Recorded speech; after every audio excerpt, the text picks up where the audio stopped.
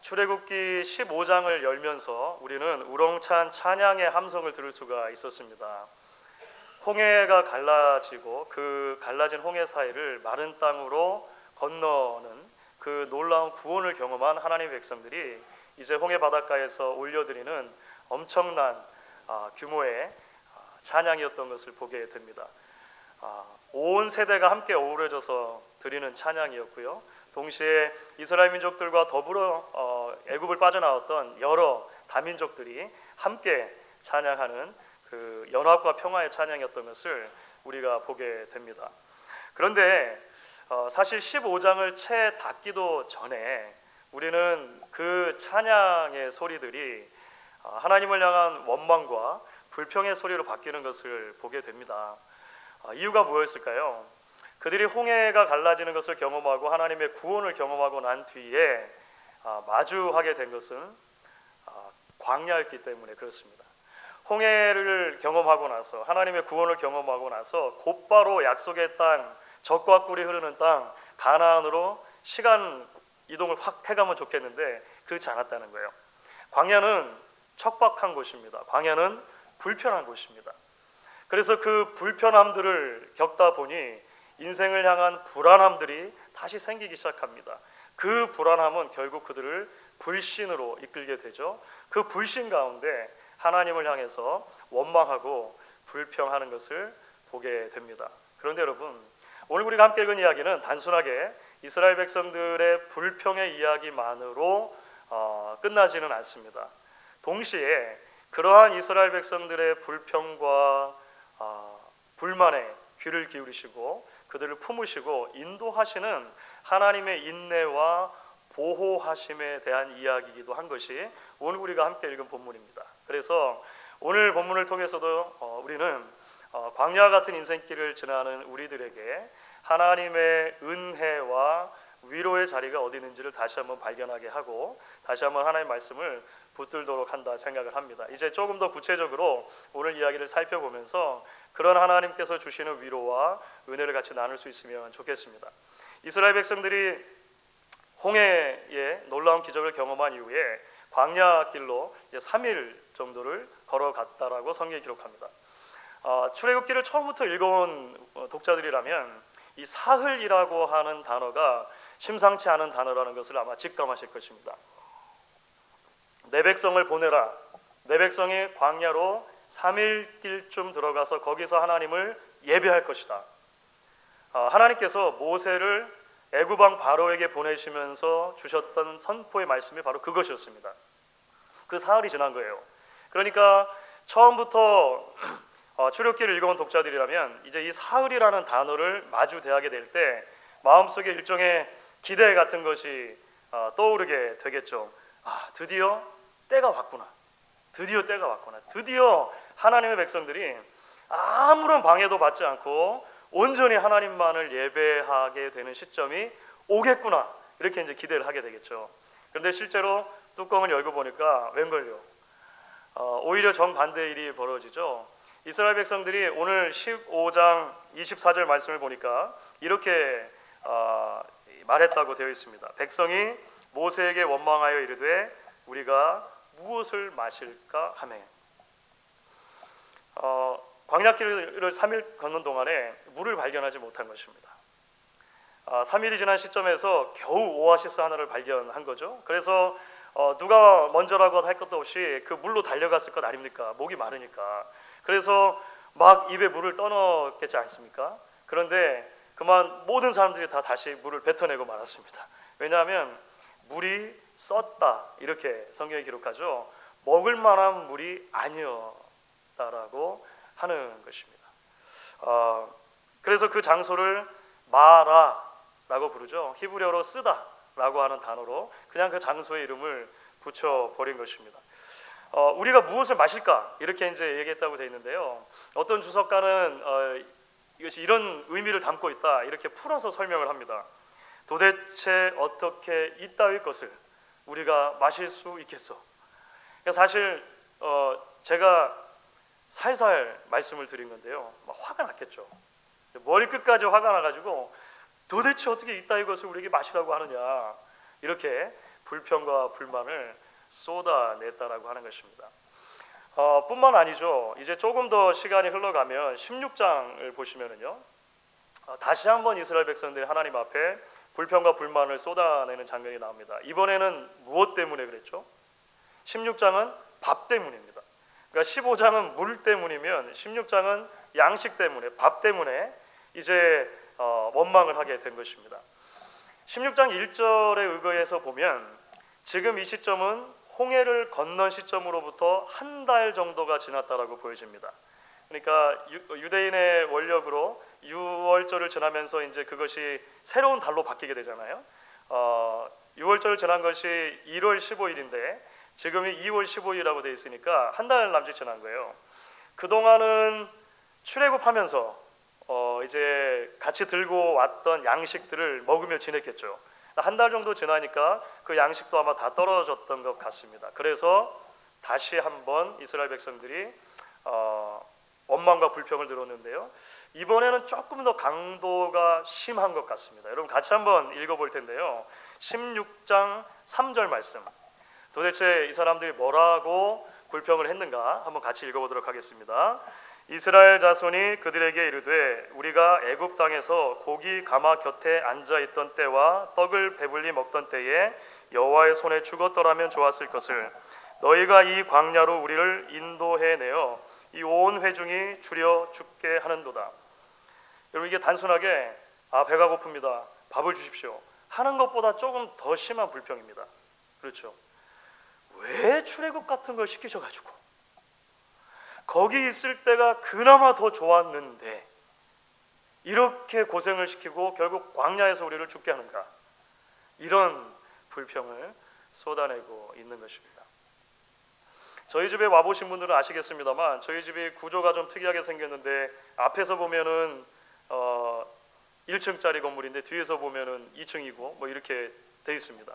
그래서 지하층이기도 하지만 1층이기도 한 곳에 제일 아래층에 제 서재 비슷한 것이 하여간 있습니다.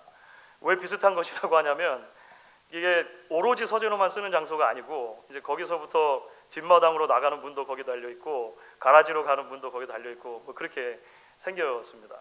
그래서 제가 이제 책상에 앉아 있다 보면 종종 아내가 지나갑니다. 왜냐하면 밖으로 나가야 될 때도 있고 스토리지나 가라지로 가가지고 뭐 냉장고에서 뭘 꺼내올 때도 있고 쓰레기통도 가라지에 있으니까 그쪽으로 지나가고 합니다. 근데 종종 제 아내가 밑에 내려왔다가 저에게 이렇게 묻는 거예요. 여보, 제가 왜 내려왔죠? 대단히 당황스러운 질문이죠. 제가 어떻게 합니까? 그 계단이 많지도 않아요. 저희 집은 계단이 별로 안 되는데 그 계단 몇 개 안 되는 거 내려오는 와중에 내가 여기 왜 왔는지 잊어버린 거예요. 물론 말씀은 제가 이렇게 합니다만 저도 이제 비슷한 경우들을 종종 겪는 것 같습니다. 냉장고를 열었다가 내가 왜 냉장고를 열었지? 이렇게 할 때도 있고 어제 저녁에도 그런 일이 있었는데요. 왜 손톱깎이가 없냐 해가지고 아이들 방까지 다 뒤졌습니다. 제대로 쓰고 갖다 놔야지 말이야 막 하고 이제 해서 했는데 결국 못 찾고 책상에 앉아 있는데 무심코 제 책상 서랍을 열었더니 오래전부터 거기에 계속 있었던 거예요. 항상 제가 쓰고 거기다 놔뒀던 거죠. 잊어버린 거죠. 이스라엘 백성들이 하나님 앞에 불평하고 불만을 쏟아내고 하는 것들은 사실 일종의 영적인 건망증의 결과라고 할 수 있을 것 같습니다. 사실 애굽 땅에 있을 때 이스라엘 백성들이 뭐라고 부르짖었습니까? 애굽 땅에 있을 때 하나님 앞에 그들이 부르짖었던 내용은 뭐냐면 아이고 죽겠습니다. 여기서는 도저히 못 살겠습니다. 라고 하는 것이었어요.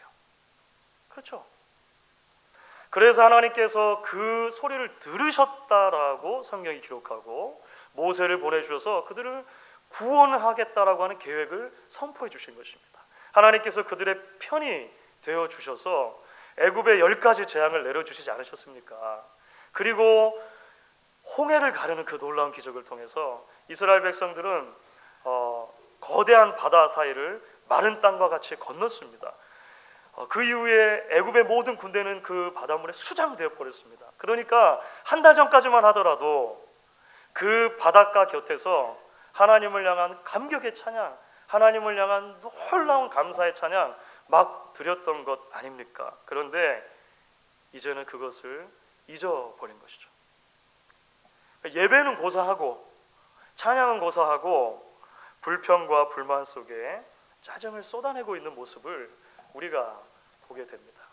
그런데 여러분, 사실 우리가 이 이야기를 읽으면서 참 이스라엘 백성들 너무하네, 어떻게 이럴 수가 있나, 이거 얼마나 지났다고, 그렇죠, 이런 생각들을 하게 됩니다만, 사실 조금만 더 곰곰이 생각해 보면 바로 이 이스라엘 백성들의 모습 속에서 우리의 모습이 함께 겹쳐지는 것을 우리는 여전히 보게 되는 것 같습니다. 우리 역시 영적인 건망증에 빠질 때가 얼마나 많은지 알 수가 없다라고 하는 거예요. 광야 같은 인생길을 걸어가면서 만나게 되는 크고 작은 삶의 불편함들 때문에 먹고 사는 문제들로 인해서 겪게 되는 그런 부담과 어려움들 속에서 이 불편함이 불안함을 낳고, 불안함이 불신을 낳고, 불신이 결국 하나님 앞에 원망하게 하고 불평하게 하는 것들을 보게 됩니다. 이전에 우리는 하나님의 어마어마한 은혜들을 경험했습니다. 하나님이 우리를 구원해 주신 것도 감사하고, 여기에 이르도록 우리의 삶의 지난 날들을 돌아보면 순간순간 하나님께서는 여전히 그때그때 적정한 은혜로 우리를 채워주셨고 인도해 주셨고 함께 해주셨습니다. 그런데 잘 보이지가 않아요. 잘 기억나지가 않아요. 결국 하나님 앞에 찬양이 점점 식어져 가고 감사가 점점 줄어져 가고 우리의 내면으로부터 예배의 자리가 점차적으로 멀어지는 것도 우리가 경험하게 되는 것이죠. 하지만 사랑하는 여러분, 오늘 말씀을 읽으며 우리는 다시 한번 이런 우리들의 모습에도 불구하고 하나님이 주시는 커다란 위로가 있다는 것을 보게 됩니다. 왜냐하면 그렇게 불평과 불만 가운데 하나님 앞에 자신의 것들을 쏟아내고 있는 백성들을 하나님께서 어떻게 보아주시고 어떻게 대해 주시느냐 하는 모습을 통해서 그렇습니다. 10가지 재앙을 경험했고 홍해를 건너는 경험을 했고 그런 모든 경험에도 불구하고 뭘 마시란 말입니까? 뭘 먹으란 말입니까? 그러니까 불평의 모든 것을 다 제가 이제 이 껍데기들을 제하고 알맹이만 놓고 보면 바로 이 두 가지죠. 뭘 마시란 말입니까? 뭘 먹으란 말입니까? 이렇게 불평하고 있는 하나님의 백성들, 사실 좀 서운하실 만도 한데, 배반감을 느끼실 만도 한데, 그래서 좀 화를 내실 만도 하고, 좀 꾸짖으실 만도 하고, 좀 징계하실 만도 한데 하나님께서는 그렇지 않으신다는 거예요. 적어도 오늘 우리가 함께 읽은 말씀을 보면 하나님께서 그들의 불평과 불만한 소리에 귀를 기울여 주세요. 그리고 그들의 요구하는 것을 들어주십니다. 채워주신다라고 하는 거예요. 마라의 쓴물 같은 경우는 하나님께서 어떤 방식으로 해결을 해줬습니까?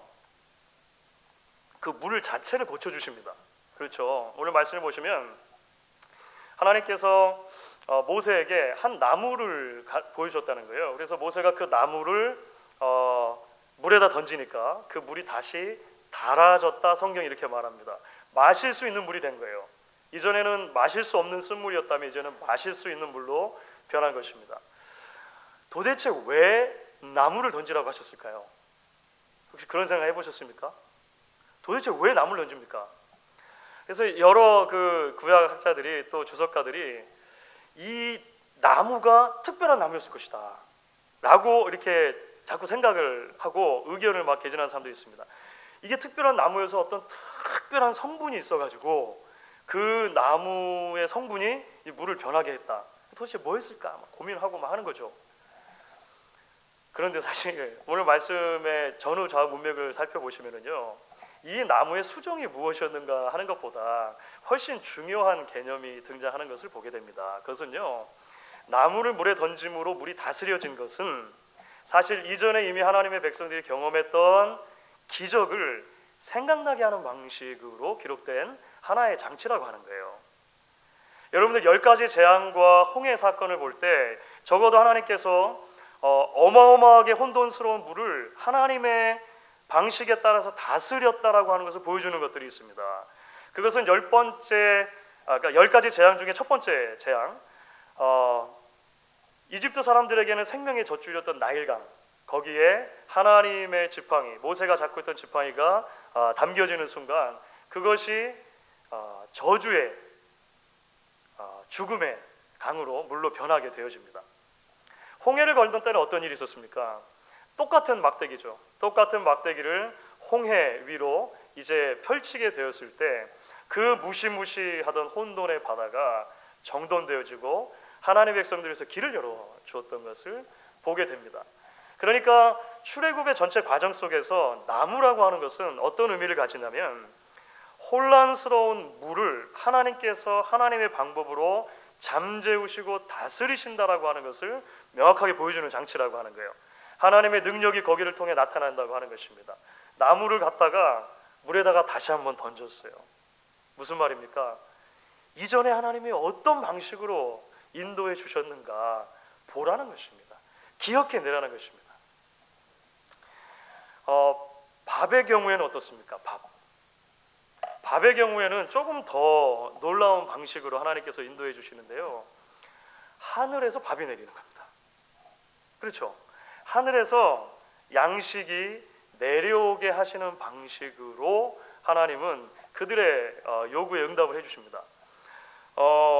만나라고 불리는 것인데 여러분, 왜 하필이면 하늘에서 양식이 내리는 방식이었을까요? 왜 하필이면 만나였을까요? 여러분, 만나가 무슨 맛인지 혹시 아십니까? 안 먹어봐서 모르겠습니다 라고 대답하실 수 있겠죠. 근데 저도 사실 그랬던 것 같은데요, 만나 하면 보통 아무 맛이 없는 그냥 이렇게 조그만 알갱이 같은 게 떠오르실지 모르겠어요. 저도 그랬던 것 같아요. 그러니까 굽기도 하고 삶기도 하고 먹고 싶은 대로 만들어 먹을 수 있는 아주 기본적인 것, 예를 들어서 쌀이나 밀가루 같은 그런, 그러니까 그 자체로는 큰 이 맛이 없는 그런 것이라고 저도 보통 생각을 했었는데요, 사실 성경에서 이 만나가 어떤 맛이었는지를 설명해 줍니다. 출애굽기 16장 31절을 보시면 만나가 무슨 맛이었다라고 나오죠? 꿀맛이에요. 꿀맛. 사실은 만나가 꿀 섞은 과자 맛이었다라고 하는 거예요. 그냥 아무 맛 없는, 별로 맛없는 밍밍한 그런 시리얼이 아니고 허니넛 시리얼 뭐 이런 거 있지 않습니까? 예, 그런 게 하늘에서 막 내려온 거예요. 왜 하필이면 꿀맛일까요? 많은 학자들이 가나안 땅을 미리 맛보는 방식으로 만나의 기적이 주어졌다라고 설명을 합니다. 가나안 땅의 대명사는 무엇입니까? 젖과 꿀이 흐르는 땅입니다. 그 앞으로 주실 하나님의 풍요, 앞으로 주실 하나님의 엄청난 복을 척박한 광야를 지난 동안에도 매일매일 하나님은 맛볼 수 있도록 해주셨다라고 하는 거예요. 더군다나 그 양식이, 그 꿀맛 나는 과자가 어디로부터 내려옵니까? 하늘로부터 내려와요. 하늘로부터. 신명기 11장을 보시면 모세가 약속의 땅 가나안 땅은 어떤 종류의 땅인가 이스라엘 백성들에게 설명을 합니다. 약속의 땅의 특징이 하나가 있는데 그 땅은 여호와께서 이른 비와 늦은 비를 내리시는 땅이라고 하는 거예요. 여호와께서 이른 비와 늦은 비를 내려주심으로 하나님의 백성들은 그 땅에 가서 살아갈 때 어떻게 살아가야 합니까? 그 하나님을 바라보고 살아가야 되는 거예요. 그 하나님을 기대하고 살아가야 되는 거예요. 하나님의 말씀을 순종하며 살아가야 하는 것이죠. 그렇게 함으로 하나님께서 날마다 위로부터 부어주시는 풍성한 은혜와 풍요로움을 경험할 수 있다고 약속하신 것입니다. 왜 밥이 하늘에서 내려옵니까? 미리 맛보게 하시는 거예요. 미리 맛보게. 하나님의 풍요는 위로부터 내려오는 것이다 라고 하는 것. 매일매일을 우리가 하나님 말씀을 따라 순종하며 살아갈 때 경험하는 것이다 라고 하는 것을 이야기해 주시고 싶었던 것입니다. 여러분, 아이가 막 걸음마를 시작할 때 부모들은 왜 안 뛰냐고 그렇게 재촉하지 않아요. 그렇죠. 아이가 한 걸음 걸으면 막 박수치고 응원해 줍니다. 잘했다, 잘했다 막 합니다. 한 걸음 걷고 뛸 수 있는 아이가 어디 있습니까? 또 넘어집니다. 넘어져요. 그래도 부모들은 꾸짖지 않습니다. 괜찮다. 한 걸음 걸었으니까 이제 또 두 걸음 걸을 수 있을 거야. 막 격려해줘요. 그러다 보면 아이가 잘하는 것이죠. 한 걸음 걷던 거 두 걸음 걷고 두 걸음 걷던 것을 세 걸음 걷습니다. 그러다가 얼마든지 이제 잘 걷게 되고 뛰게 됩니다. 나중에 더 크면요, 아빠보다 더 빨리 뛰어요. 그런 날이 오게 되는 것이죠. 하나님께서 출애굽한 이스라엘 백성들을 바로 그렇게 대해 주시는 것이죠. 출애굽을 통해서 하나님의 백성들이 어린아이처럼 새로 태어났다라고 봐주시는 것입니다. 그리고 그렇게 새롭게 태어난 아이들을 인내하시며 하나님께서 인도해 주시는 것처럼 출애굽의 여정들이, 광야의 여정들이 그려집니다. 다그치지 않으시고 윽박지르지 않으시고 조금씩 인도해 주시고 성장할 수 있도록 이끌어 주시는 거죠. 한편으로는 옛날에 어떠는지 한번 봐라. 한 발 걷지 않았느냐, 하나님 은혜를 경험하지 않았느냐 얘기해 주는 거예요. 또 한편은 어떻습니까? 앞으로 들어갈 가나안 땅 생각해 봐라. 앞으로 뛸 수 있게 되지 않겠느냐, 그렇게 보여주시며 격려해 주신다라고 하는 것입니다. 그렇기 때문에 사랑하는 여러분, 우리는 마실 물 때문에 또 먹을 양식 때문에 찬양과 예배를 원망과 불평으로 쉽게 바꿔버렸던 이스라엘 백성들, 그들을 대하시는 하나님의 모습에서 당신의 자녀들을 향한 하나님 아버지의 끝없는 인내와 사랑을 보게 됩니다. 그래서 한 주석가는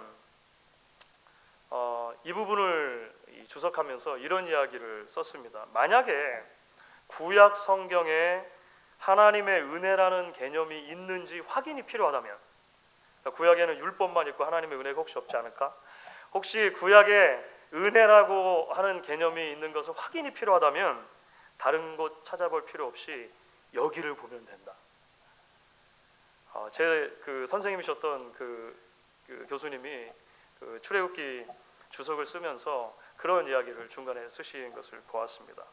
사랑하는 여러분, 저는 이 대목을 읽으면서 신약 성경의 한 장면을 떠올리지 않을 수 없는 것 같습니다. 요한복음에 기록된 장면인데요. 요한복음 후반부를 보시면 예수님께서 이 땅에서의 마지막 식사를 이제 하시는 장면이 나옵니다. 그런데 예수님께서 이 땅에서의 마지막 식사를 누구와 하셨냐면 제자들과 함께 하셨습니다. 우리는 그 이야기를 너무 잘 알고 있기 때문에 별로 이상하게 보이지 않을 수 있겠습니다만, 사실 곰곰이 생각해 보면 예수님께서 이 땅에서의 마지막 식사를 하시는데 제자들과 함께 식사하셨다는 것이 좀 이상하게 느껴지는 것이 정상일 것 같습니다. 왜냐하면 이 제자들은 앞으로 예수님을 배반할 제자들이기 때문에 그래요. 그렇죠? 그 중에 가룟 유다는 예수님을 팔아 넘길 것입니다. 그 중에 베드로는 내가 예수님을 모른다고 3번이나 부인할 것입니다. 다른 제자들 다르지 않습니다. 예수님이 잡히시고 나면 다 뿔뿔이 흩어져 버릴 제자들이라고 하는 거예요. 한 목사님께서 이 부분을 가지고 설교하시면서 이렇게 회중들에게 물으시더라고요. 여러분들 미국에 오셨으니까 미국에 오시기 전에 한국을 떠나 오셨던 날, 그 떠나 오시기 바로 직전에 한 주간 정도 기억이 나십니까? 물으시더라고요. 사실 이제 한국을 떠나올 때 한 마지막 일주일 정도는 여러 식사 계획들로 아마 분주하셨을 겁니다. 보통 되게 그러시죠. 이제 당분간은 못 볼 거라고 생각하니까 꼭 만나고 싶은 사람들, 그 여러 사람들 중에서도 꼭 만나야 되는 사람들의 리스트를 정하고 그 사람들 만나는 거예요. 가족과 인사한다든지 친지들과 인사한다든지 아주 친한 친구들과 인사한다든지 그렇게 식사 자리를 갖고 나오는 것이죠. 그런데 한국에서 미국으로 나오시기 전에 그런 식사 자리를 잡으시면서 굳이 친구들이나 친지들이나 가족들은 다 제껴놓고 평소에 가장 나를 괴롭게 했던 사람, 가장 사이가 안 좋았던 사람, 이제 가면 다시는 얼굴을 안 봤으면 하는 사람과 굳이 식사 자리를 만들어서 식사하고 나오신 분이 있냐는 거예요. 곰곰이 생각하니까 저도 안 그랬던 것 같아요. 왜 그럽니까? 그럴 이유가 전혀 없죠. 전혀 없죠.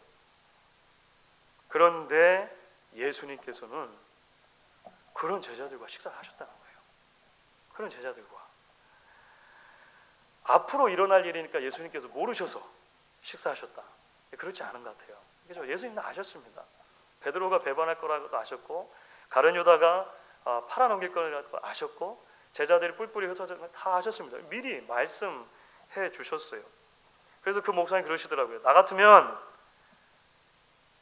밥맛 떨어져서라도 같이 밥 안 먹을 텐데. 이것도 곰곰이 생각해 보니까 저도 그런 것 같아요. 그렇죠. 이 소화가 되게 힘든 상황이잖아요. 예수님께서 제자들과 함께 식사하실 뿐만 아니라 그 자리에서 예수님은 식사 도중에 갑자기 벌떡 일어나셔서 겉옷을 벗으십니다. 수건을 갖다가 허리에 두르십니다. 대야에 물을 떠오십니다. 그리고 제자들의 발을 씻어주세요. 요한복음은 특별히 이 세족식의 장면을 기록하죠. 그 발들이 다 어떤 발입니까? 앞으로 다 도망가 버릴 발들이에요. 그렇죠? 가룟 유다의 발도 씻어주시고 베드로의 발도 씻어주시고 다 도망가 버린 그 제자들의 발을 하나하나씩 씻어주셨다는 것입니다. 왜 그러셨을까요? 그 이야기를 시작하는 요한복음 13장 1절에서 그 이유를 이렇게 설명합니다. 우리가 찾을 수 있을 것 같아요. 같이 한번 읽어보면 좋겠는데요. 요한복음 13장 1절 같이 읽겠습니다. 유월절 전에 예수께서 자기가 세상을 떠나 아버지께로 돌아가실 때가 이른 줄 아시고 세상에 있는 자기 사람들을 사랑하시되 끝까지 사랑하시니라. 이것이 유일한 이유입니다. 그런 죄인들이라도 끝까지 사랑하셨기 때문입니다. 그런 배반자들이라도 끝까지 사랑하셨기 때문입니다. 그래서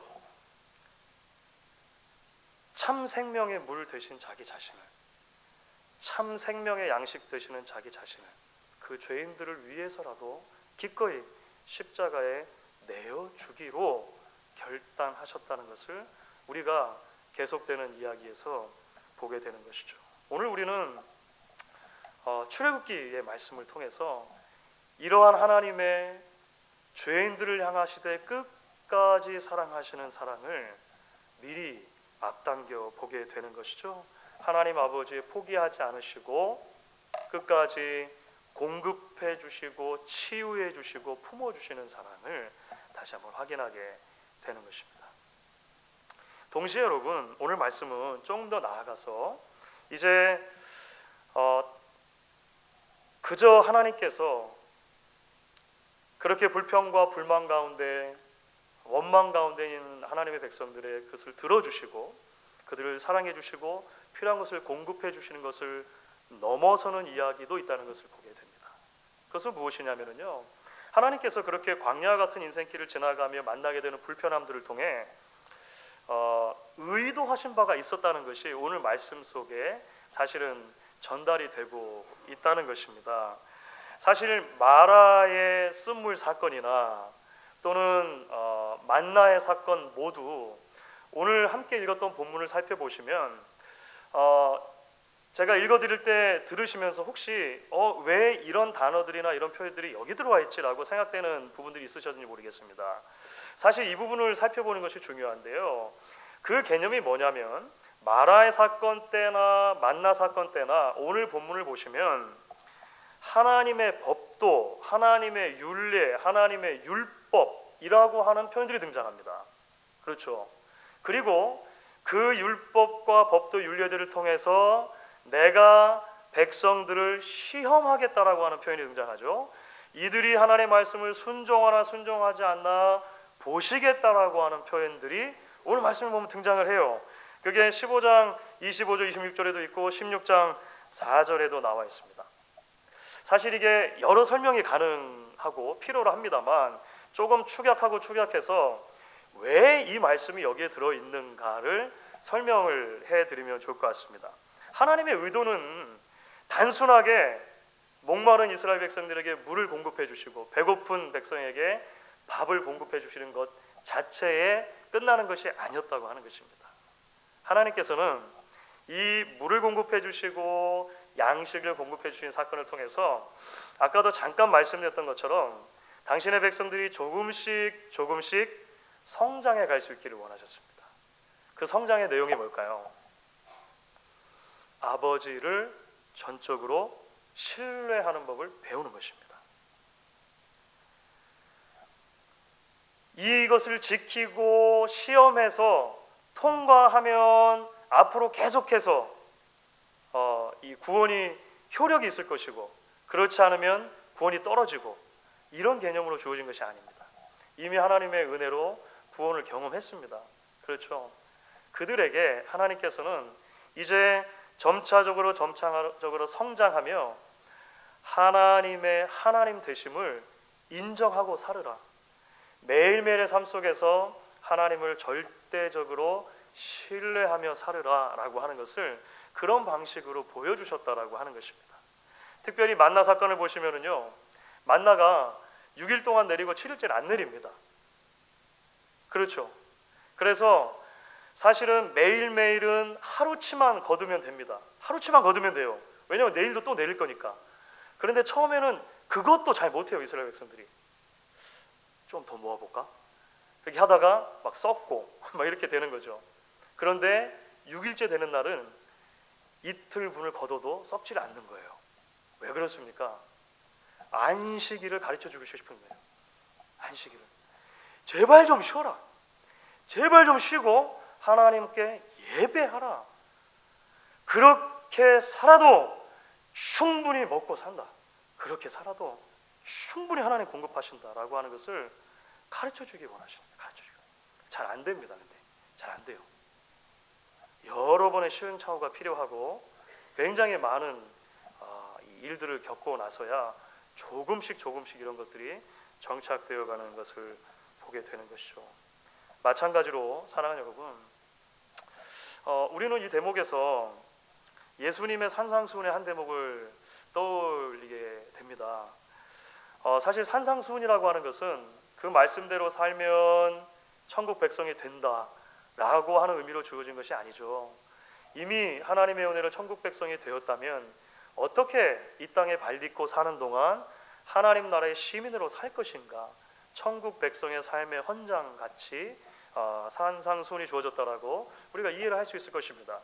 그 말씀 가운데 보시면은요, 우리가 잘 아는 말씀이 등장하죠. 마태복음 6장 25절 26절 말씀입니다. 우리 같이 한번 읽어보도록 하겠습니다. 우리가 사랑하는 말씀인데요, 같이 한번 읽겠습니다. 그러므로 내가 너에게 이르노니 목숨을 위하여 무엇을 먹을까 무엇을 마실까 몸을 위하여 무엇을 입을까 염려하지 말라. 목숨이 음식보다 중하지 아니하며 몸이 의복보다 중하지 아니하냐. 공중의 새를 보라. 심지도 않고 거두지도 않고 창고에 모아들이지도 아니하되 너희 하늘 아버지께서 기르시나니 너희는 이것들보다 귀하지 아니하냐. 사랑하는 여러분, 그러므로 기억하실 수 있으면 좋겠습니다.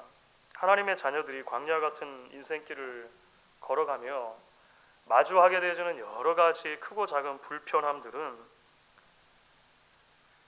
결국에는 우리가 이 하나님의 말씀을 신뢰하느냐 그렇지 않느냐라고 하는 하나의 문제로 귀결된다는 것입니다. 나의 하나님이 나의 아버지라고 하는 사실을 그 어떤 순간에도 고백할 수 있는가? 그래서 무엇을 먹을 것인가, 무엇을 마실 것인가, 무엇을 입을 것인가의 문제를 아버지니까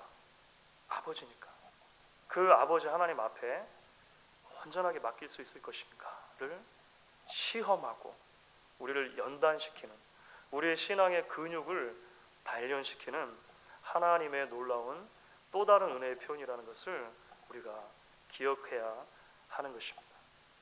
여러분 이제 말씀을 마무리해 보도록 하겠습니다. 오늘은 종료주일이자 동시에 고난주일이죠. 내일부터 고난주간 한 주간이 시작되게 됩니다. 그리고 오늘 부활절을 맞게 될 것입니다. 이런 시점에서 저희가 오늘 출애굽기 본문 말씀을 함께 나누게 된 것이 하나님이 주신 큰 은혜라고 생각을 합니다. 로마서 8장 31절 하반부부터 32절을 보시면 바울이 이렇게 말하는 장면이 나오죠. 만일 하나님이 우리를 위하시면 누가 우리를 대적하리요? 자기 아들을 아끼지 아니하시고 우리 모든 사람을 위하여 내주시니가 어찌 그 아들과 함께 모든 것을 우리에게 주시지 아니하겠느냐.